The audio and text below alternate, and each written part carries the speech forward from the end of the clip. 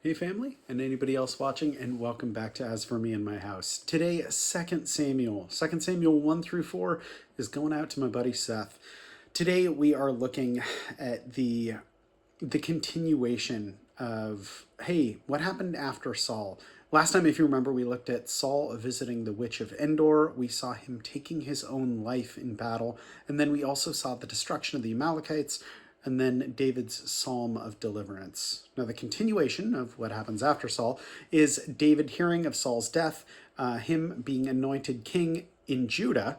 Later on, we'll talk about Israel. Him being anointed king over Judah, and then Abner, son of Ner, that is the commander of Saul's army, actually going over to David's side. So interesting relationship there. We'll look at the murder of him, so Joab murdering Abner, and then the murder of Ish-Bosheth as well. And we'll talk about 2 Samuel, because 2 Samuel is a shift away from an evil, I don't know, maybe a prideful, I don't know about evil, well, maybe evil, yeah. An evil spirit from God went into Saul. So, but yeah, an evil, non-God-fearing man to a man who is not perfect, but a man who does seek God. And we'll talk about that really briefly. So again, 2 Samuel 1 through 4 today. So chapter 1. After the death of Saul, David returned from defeating the Amalekites and stayed in Ziklag 2 days. On the third day, a man arrived from Saul's camp with his clothes torn and with dust on his head. When he came to David, he fell to the ground to pay him honor. "Where have you come from?" David asked him. He answered, "I have escaped from the Israelite camp." "What happened?" David asked him. "Tell me." He said, "The men fled from battle. Many of them fell and died. And Saul and his son Jonathan are dead." Then David said to the young man who brought him the report, "How do you know that Saul and his son Jonathan are dead?" "I happened to be on Mount Gilboa," the young man said, "and there was Saul, leaning on his spear, with the chariots and riders almost upon him. When he turned around and saw me, he called out to me, and I said, 'What can I do?' He asked me, 'Who are you?' 'An Amalekite,' I answered. Then he said to me, 'Stand over me and kill me. I am in the throes of death, but I am still alive.'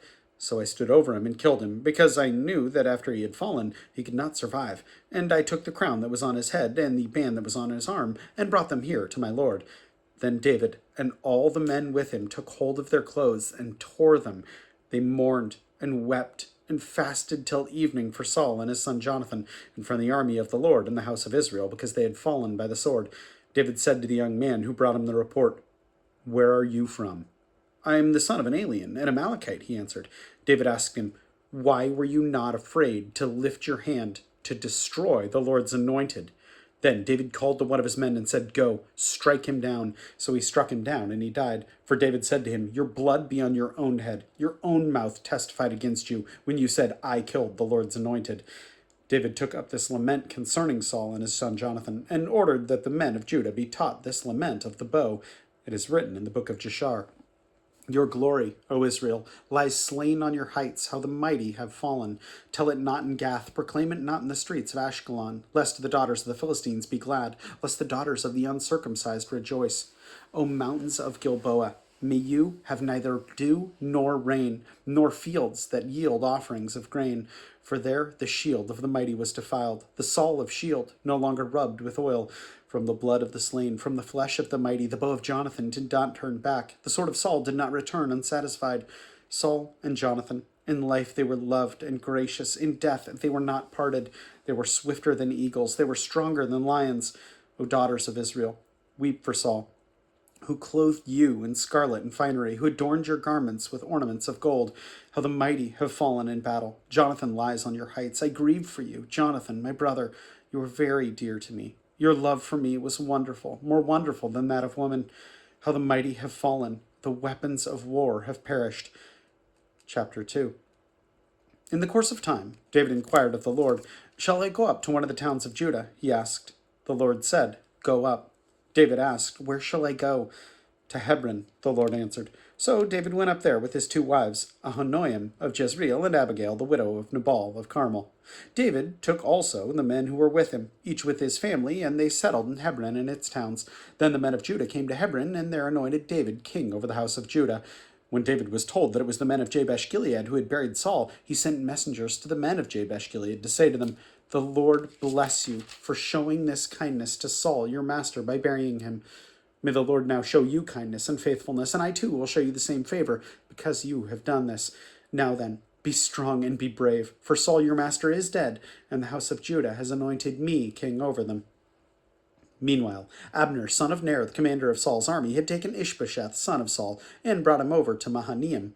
He made him king over Gilead, Asherai, and Jezreel, and also over Ephraim, Benjamin, and all Israel. Ish-Bosheth, son of Saul, was 40 years old when he became king over Israel, and he reigned 2 years. The house of Judah, however, followed David. The length of time David was king in Hebron over the house of Judah was 7 years and 6 months. Abner, son of Ner, together with the men of Ish-Bosheth, son of Saul, left Mahanaim and went to Gibeon. Joab, son of Zeruiah, and David's men went out to meet them at the pool of Gibeon. One group sat down on one side of the pool, and one group on the other side. Then Abner said to Joab, "Let's have some of the young men get up and fight hand to hand in front of us." "All right, let them do it," Joab said. So they stood up and were counted off, 12 men for Benjamin and Ish-Bosheth, son of Saul, and 12 for David. Then each man grabbed his opponent by the head and thrust his dagger into his opponent's side, and they fell down together, so that the place in Gibeon was called Hakalath Hazurim. The battle that day was very fierce, and Abner and the men of Israel were defeated by David's men. The 3 sons of Zeruiah were there, Joab, Abishai, and Asahel. Now Asahel was a fleet-footed as a wild gazelle. He chased Abner, turning neither to the right nor to his left. He pursued him. Abner looked behind him and asked, "Is that you, Asahel?" "It is," he answered. Then Abner said to him, "Turn aside to the right or to the left. Take one of the young men and strip him of his weapons." But Asahel would not stop chasing him. Again Abner warned Asahel, "Stop chasing me. Why should I strike you down? How could I look your brother Joab in the face?" But Asahel refused to give up the pursuit. So Abner thrust the butt of his spear into Asahel's stomach, and the spear came out through his back. He fell there and died on the spot, and every man stopped when he came to the place where Asahel had fallen and died. But Joab and Abishai pursued Abner as the sun was setting. They came to the hill of Ammah near Giah on the way to the wasteland of Gibeon. Then the men of Benjamin rallied behind Abner. They formed themselves into a group and took their stand on top of a hill. Abner called out to Joab, "Must the sword devour forever? Don't you realize that this will end in bitterness? How long before you order your men to stop pursuing their brothers?" Joab answered, "As surely as God lives, if you had not spoken, the men would have continued the pursuit of their brothers until morning." So Joab blew the trumpet, and all the men came to the halt. They no longer pursued Israel, nor did they fight any more. All that night, Abner and his men marched through the Arabah. They crossed the Jordan, continued through the whole Bithron, and came to Mahanaim. Then Joab returned from pursuing Abner and assembled all his men. Besides Asahel, 19 of David's men were found missing, but David's men had killed 360 Benjamites who were with Abner. They took Asahel and buried him in his father's tomb in Bethlehem. Then Joab and his men marched all night and arrived at Hebron by daybreak. Chapter 3. The war between the house of Saul and the house of David lasted a long time. David grew stronger and stronger, while the house of Saul grew weaker and weaker. Sons were born to David in Hebron. His firstborn was Amnon, son of Ahinoam of Jezreel. His second, Chileab, the son of Abigail, the widow of Nabal of Carmel. The third, Absalom, son of Maacah, daughter of Talmai, king of Geshur. The fourth, Adonijah, son of Haggith. The fifth, Shephatiah, son of Abital. And the sixth, Ithream, the son of David's wife Eglah. These were born to David in Hebron. During the war between the house of Saul and the house of David, Abner had been strengthening his own position in the house of Saul. Now Saul had a concubine named Rizpah, daughter of Aiah, and Ish-Bosheth said to Abner, "Why did you sleep with my father's concubine?" Abner was very angry because of what Ish-Bosheth said, and he answered, "Am I a dog's head on Judah's side? This very day I am loyal to the house of your father Saul and to his family and friends. I haven't handed you over to David. Yet now you accuse me of offense involving this woman. May God deal with Abner, be it ever so severely, if I do not do for David what the Lord promised him on oath, and transfer the kingdom from the house of Saul, and establish David's throne over Israel and Judah, from Dan to Beersheba." Ish-Bosheth did not dare to say another word to Abner, because he was afraid of him. Then Abner sent messengers on his behalf to say to David, "Whose land is it? Make an agreement with me, and I will help you bring all Israel over to you." "Good," said David, "I will make an agreement with you, but I demand one thing of you. Do not come into my presence unless you bring Michal, daughter of Saul, when you come to see me." Then David sent messengers to Ish-Bosheth, son of Saul, demanding, "Give me my wife Michal, whom I betrothed to myself, for the price of 100 Philistines' foreskins." So Ishbosheth gave orders and had her taken away from her husband Paltiel, son of Laish. Her husband, however, went with her, weeping behind her all the way to Bahurim. Then Abner said to him, "Go back home." So he went back. Abner conferred with the elders of Israel and said, "For some time you have wanted to make David your king. Now do it. For the Lord promised David, 'By my servant David I will rescue my people Israel from the hand of the Philistines and from all the hand of their enemies.'" Abner also spoke to the Benjamites in person, and he went to Hebron to tell David everything that Israel and the whole house of Benjamin wanted to do. When Abner, who had 20 men with him, came to David at Hebron, David prepared a feast for him and his men. Then Abner said to David, "Let me go at once and assemble all Israel for my lord the king, so that they may make a compact with you, and that you may rule over all that your heart desires." So David sent Abner away, and he went in peace. Just then David's men and Joab returned from a raid and brought with them a great deal of plunder. But Abner was no longer with David in Hebron, because David had sent him away, and he had gone in peace. When Joab and all the soldiers with him arrived, he was told that Abner son of Ner had come to the king, and that the king sent him away, and that he had gone in peace. So Joab went to the king and said, "What have you done? Look, Abner came to you. Why did you let him go? Now he's gone. You know Abner son of Ner. He came to deceive you and observe your movements and find out everything you are doing." Joab then left David and sent messengers after Abner, and they brought him back from the well of Sariah. But David did not know it. Now when Abner returned to Hebron, Joab took him aside into the gateway, as though to speak with him privately, and there, to avenge the blood of his brother Asahel, Joab stabbed him in the stomach, and he died.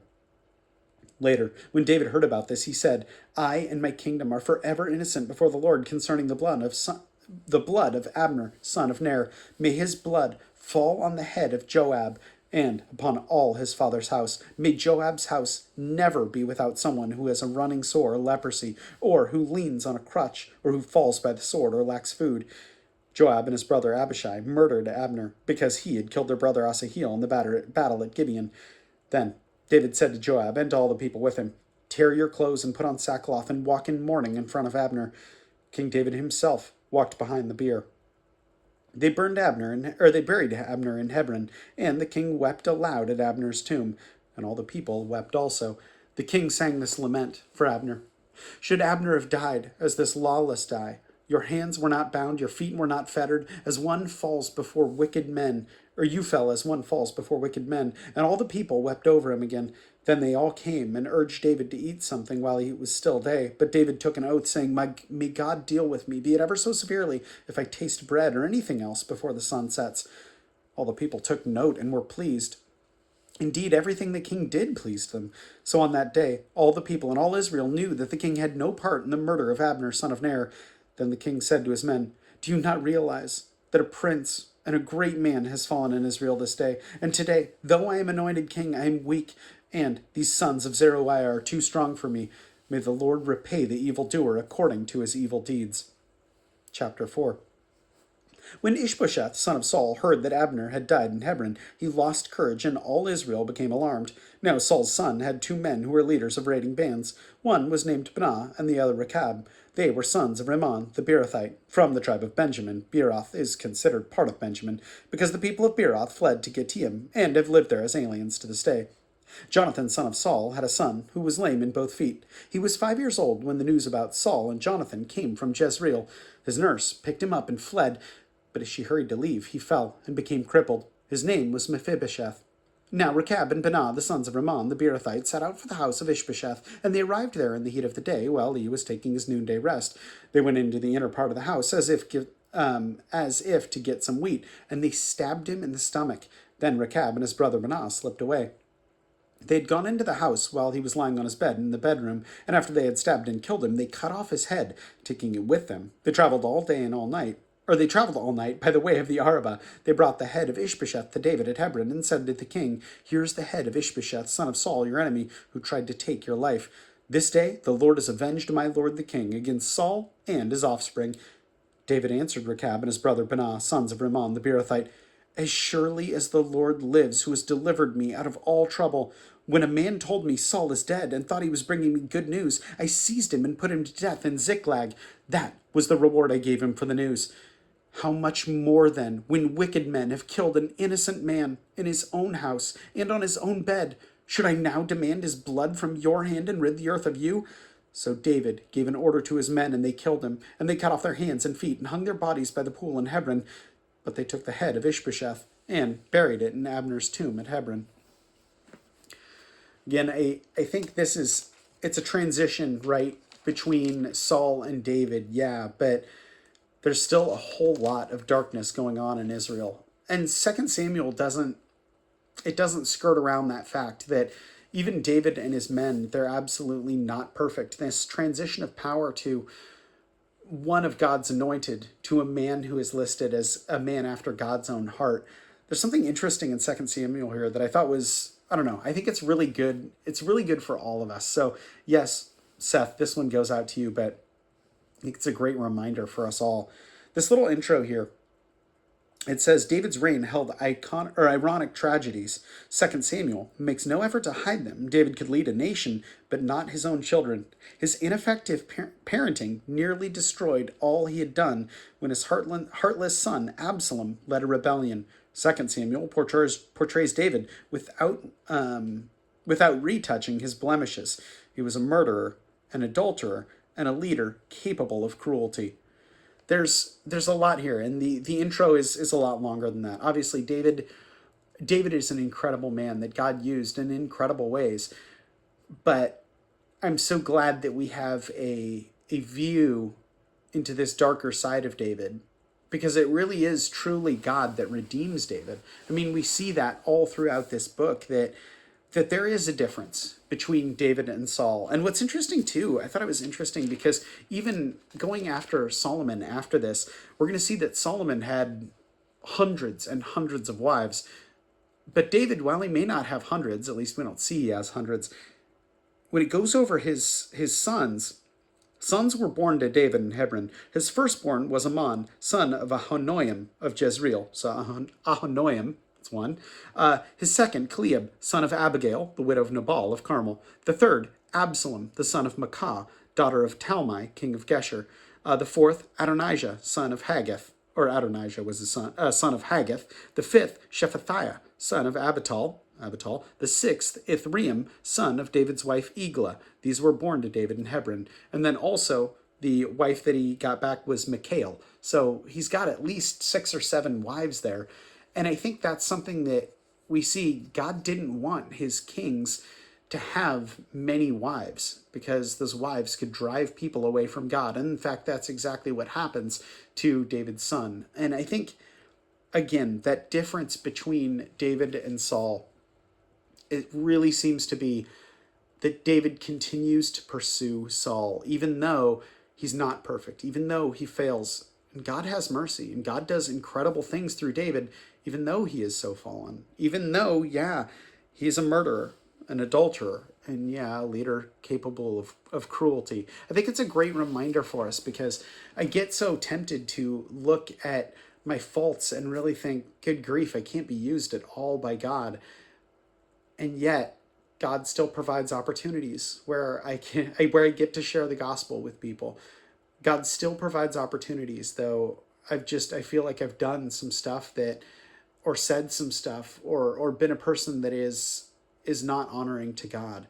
And yet, above all of that, God's grace extends, and he still uses us, and that's an incredible thing. So yeah, Seth, this goes out to you, but I think it really is a great reminder for all of us that God can use us regardless of where we're at. So it's important we don't get dragged down in shame or in self-hatred.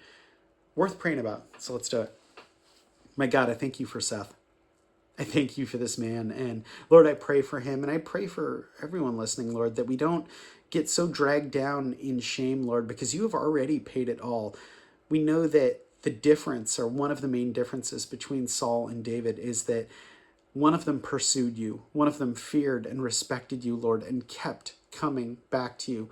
Lord, may we be like David in that, and may we continually come back to you, God. I thank you so much, Lord, that you have paid the price for our sin already in your Son, Jesus. And it's in his name we pray. Amen. Well, Seth, good grief. I love you tons, buddy. And know that I appreciate you. For anyone else watching, know that I appreciate you as well. And I will plan on seeing you tomorrow. Have a good one.